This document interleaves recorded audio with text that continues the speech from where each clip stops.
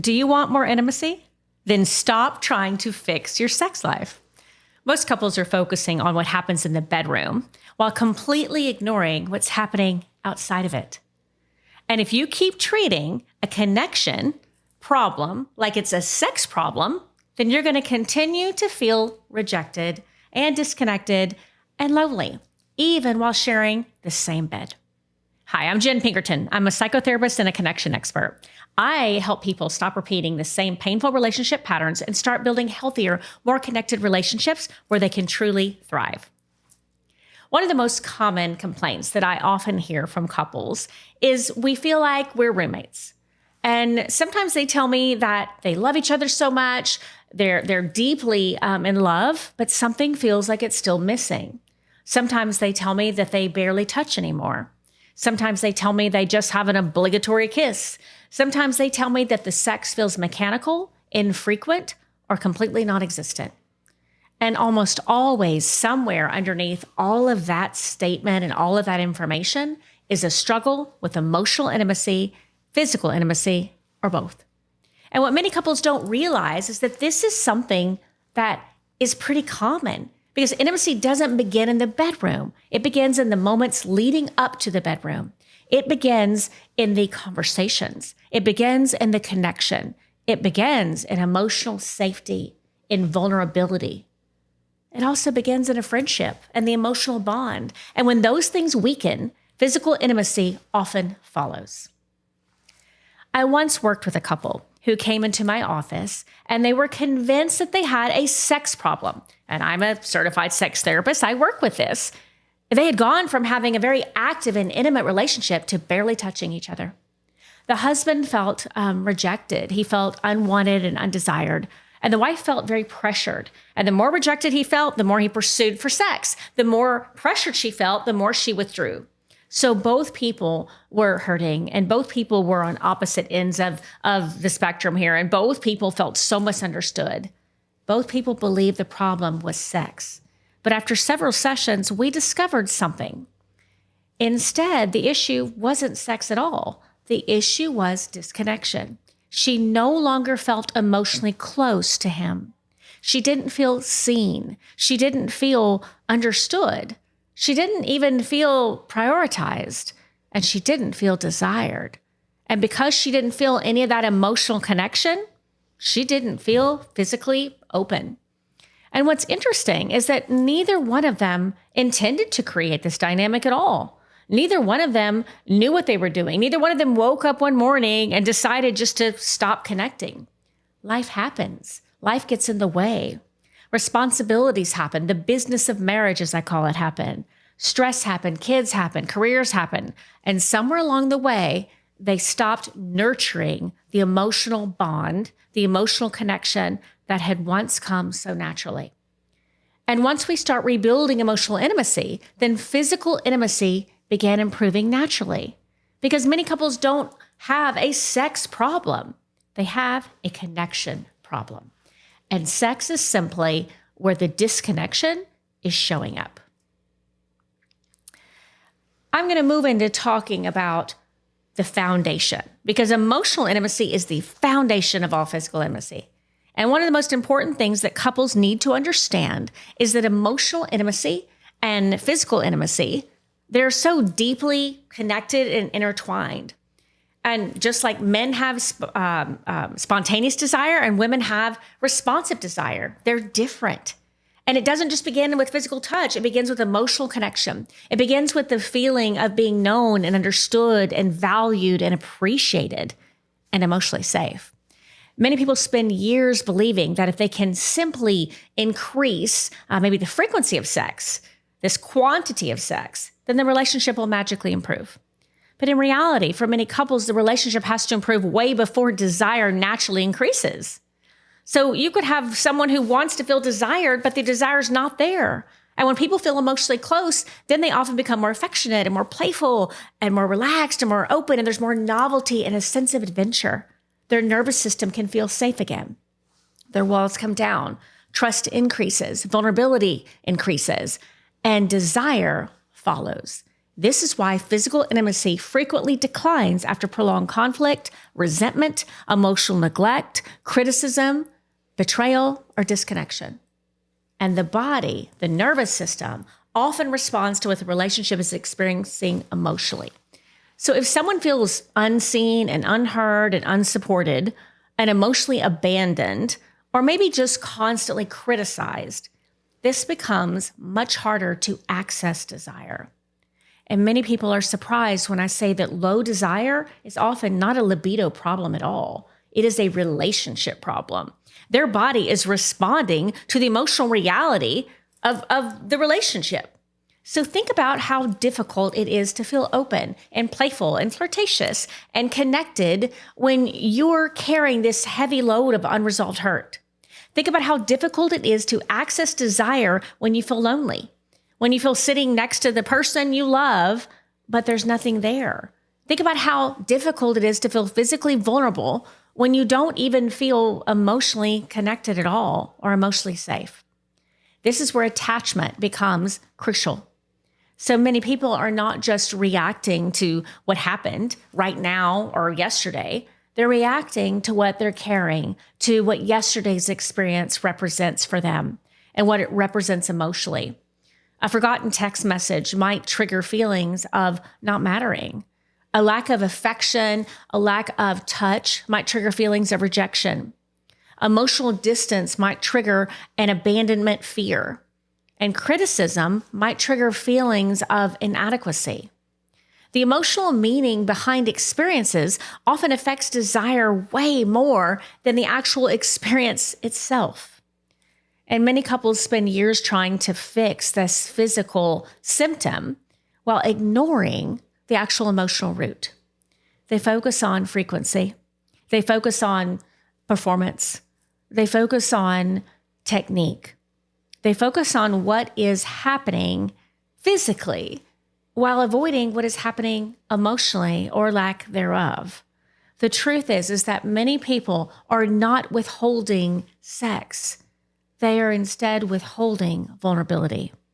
And without vulnerability, then true intimacy becomes very difficult to access or to sustain.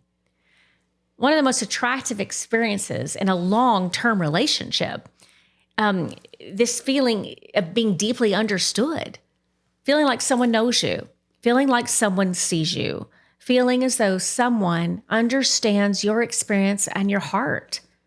Because emotional intimacy isn't simply about talking. It's about being known and accepted. And when people feel deeply known, they often feel more connected. And when they feel more connected, then they are often going to feel much more open in every way. And when they feel more open, then desire frequently becomes front and center. If you want to better understand the strengths and the weaknesses and the growth areas in your relationship, I have created a free PRHI quiz. It's the Pinkerton Relational Health Index.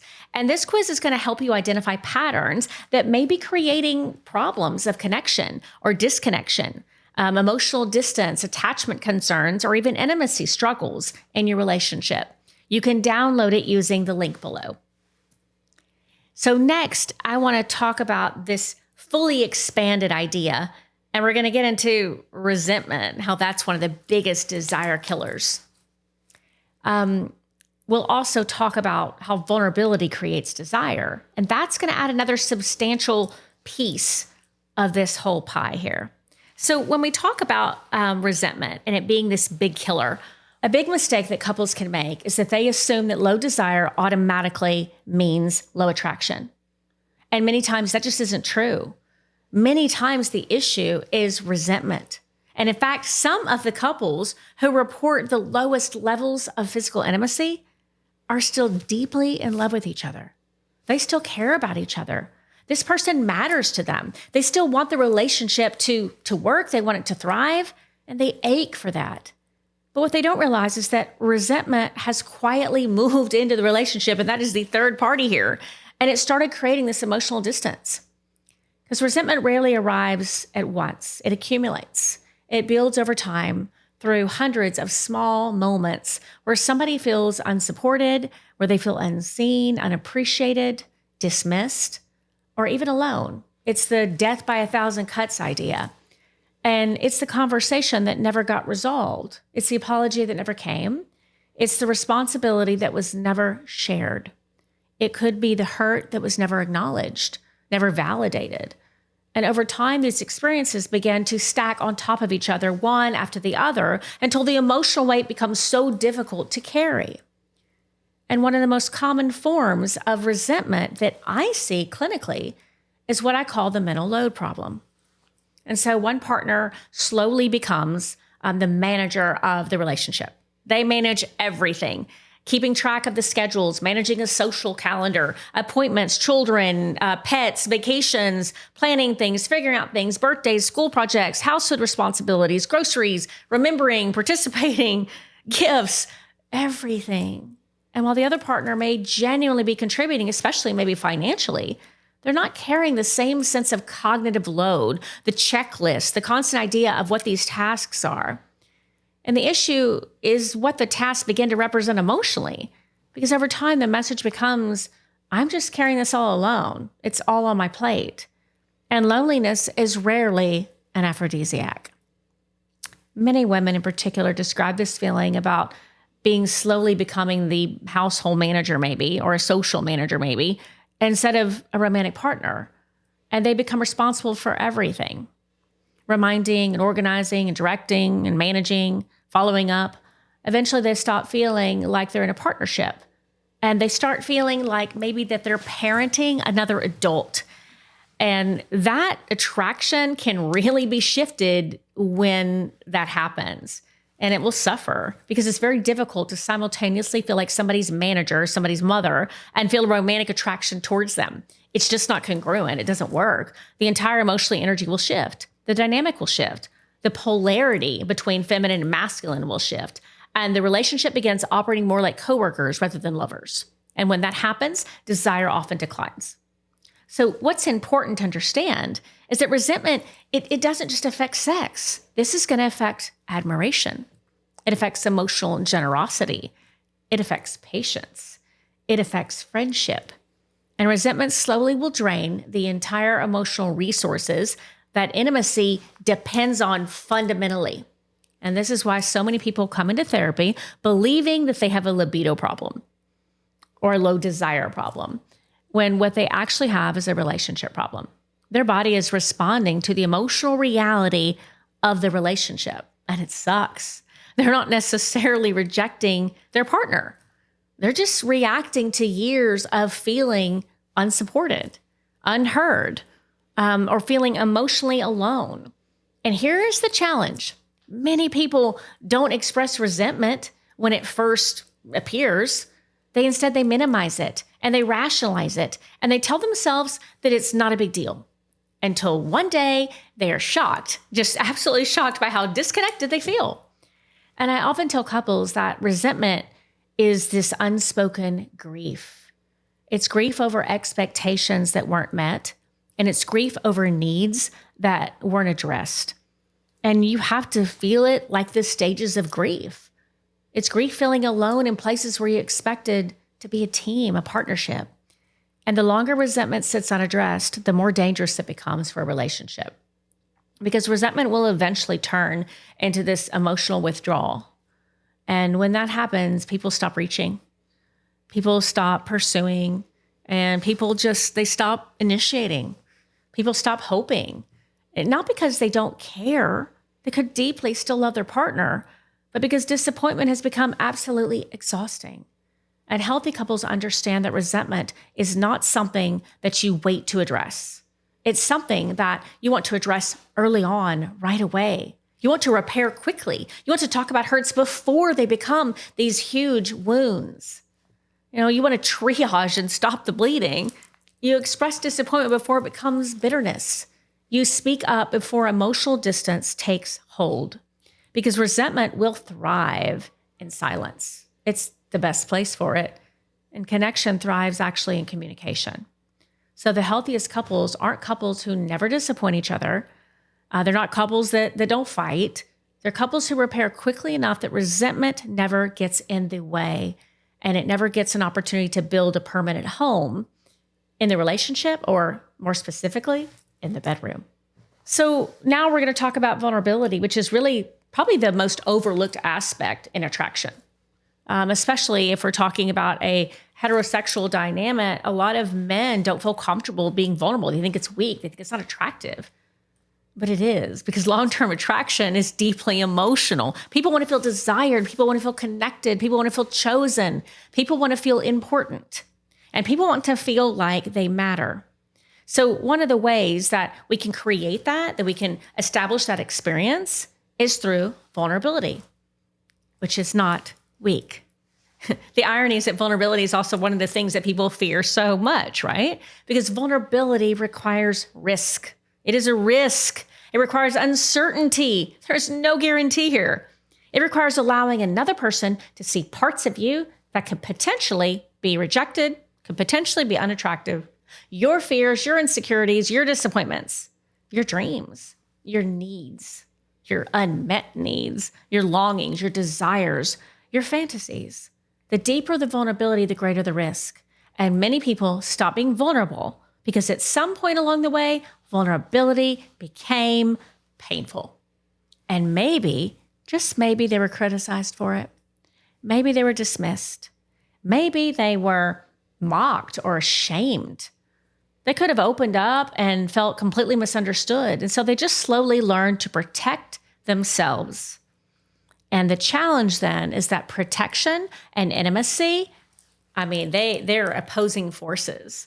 Because the more protected we become, the harder it is for true intimacy to ever grow. And many couples will spend years discussing logistics while never actually discussing themselves. They know everything about their partner's schedule. They know what they want to order at a restaurant. They know what they like to do for fun. They know their responsibilities. They know their obligations. But they no longer know their heart. They no longer know their inner world. And emotional intimacy starts to decline. And one of the greatest predictors, actually, of long-term connection is ongoing curiosity. Oh, I love that word. Be curious about your partner. Do you still know what your partner even worries about? Do you know what they get excited about? Are you curious enough to know when they're grieving about something? Do you know what they fear?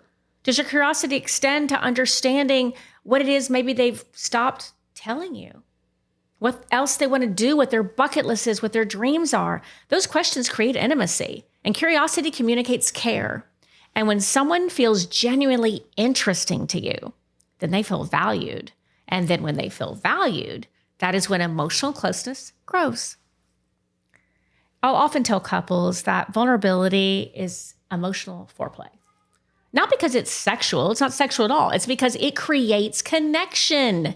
And the more deeply you know someone, the more opportunities there are for meaningful and significant intimacy.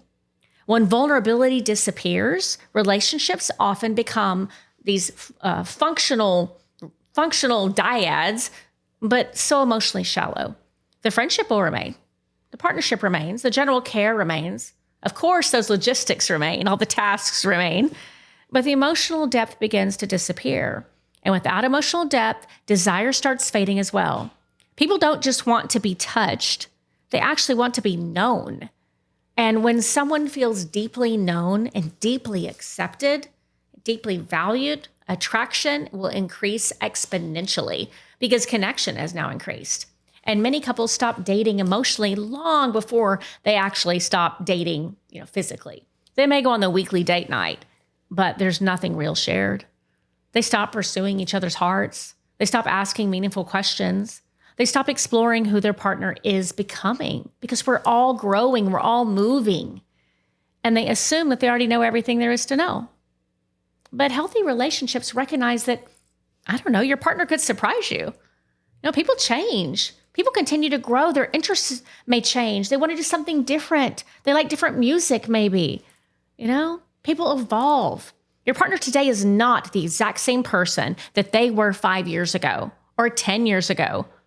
And the healthiest couples never stop learning each other, never stop celebrating that growth. They never stop becoming curious. They never stop exploring. And that explorative nature is a fire for intimacy Because intimacy is not something you achieve one time. It's something you continually create. Kind of like the idea of dating your spouse, but it's so much deeper. This is day after day and conversation after conversation and moment after moment. We want to create that connection so we can create that closeness. And then from that, it is going to fuel what we all want, which is desire. So emotional safety is that foreplay that we're not talking about. One of the most powerful truths that I'll be able to share with you is that emotional safety is often the truest and best foreplay, meaning that you are safe enough to ask for anything you want. And couples may spend years focusing on just desire. Do you want me? Do I want you? And they never talk about safety. They maybe ask, why are you no longer attracted to me? They ask, why aren't we having sex more often? They ask why one partner seems uninterested or disconnected. Yet very few people stop to ask whether the relationship actually feels emotionally safe. For many people, desire does not even thrive in an environment, where they feel criticized. If they're feeling judged or rejected or dismissed, especially if they feel controlled, desire is absent because it only thrives in an environment where they feel valued and cherished and understood and emotionally secure. Think about what happens to your nervous system when you feel attacked, when you feel someone's coming at you. You become defensive. It's instant. You become guarded. You become self-protective. And you become truly focused on survival rather than connection. The same exact thing is going to be happening in a relationship. And it's going to be happening in your intimate life. Because when that safety decreases, that vulnerability decreases again. And when that happens, then our connection is also decreased. And if we don't have that, then our intimacy is gone too. And this is one of the reasons I like to teach couples what I call the DDDEP: defending, denying, deflecting, exploiting, improving. And every single one of those behaviors creates emotional distance. So imagine your partner comes to you and says, I feel disconnected from you lately. If your immediate response is, that's ridiculous, or that's not true, or I've been busy, or you do the same thing to me, or let me explain to you why, you've already missed the opportunity. It's done. Ship sailed, gone. Because your partner wasn't asking for a defense. They weren't asking for an understanding. They wanted you to see them. And this is where couples get stuck. They spend so much energy protecting themselves from the perceived attack rather than understanding each other. And every single time that someone feels misunderstood, that emotional safety decreases, it's gone. And so without that, where are you? What do you have left? Because without it, you're not going to grow into something better. There's not going to be this connection that's going to be established. And that's why one of my favorite relationship principles is that connections are first and corrections are second. And I say that often. But most couples reverse the order. They try to correct before they connect. They try to solve the problem before they actually go to the feeling. And they're not seeking to understand. They're just wanting to explain and defend. And I can do it. You can do it. We all can do it. We have to focus on not doing it. We have to remember, what is our goal? We want to be relational beings. And humans calm down when they feel understood. So this will help your escalation. This is when I talk about going to that feeling and understanding that most arguments happen at the level of content. Dishes, money, the text message, the schedule, the sex, the parenting disagreement. But the actual pain is always underneath that topic. So the dishes represent the feeling of being maybe alone. Everybody left and here I'm cleaning up. The lack of intimacy represents feeling you don't want me, you don't need me. The forgotten text means that I don't matter to you. The criticism means that I'll never be enough and I'm always inadequate. Maybe I'm worthless to you. The shutdown may represent feeling abandoned. But when you go to the feeling instead of arguing about the facts, then everything changes. Because now your partner feels understood. Now your partner feels seen. Now your partner feels emotionally safe with you. And what happens when we feel safe? We're going to explore desire. We're going to explore sex. We're going to explore intimacy. We're going to be able to talk about what we want and what we don't want. We're going to be able to experiment. We're going to have novelty. We're going to have adventure. We're going to flirt again. We're going to be affectionate again. So I often ask couples a simple question. If your partner came to you today and they shared their deepest insecurity, would they feel better and safer after talking to you? Or would they feel more ashamed? Because that is a test, a real test of emotional safety. Try it.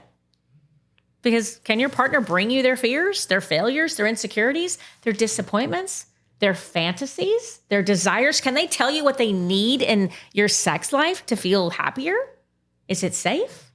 Can they trust you're going to handle them with care, with gentleness?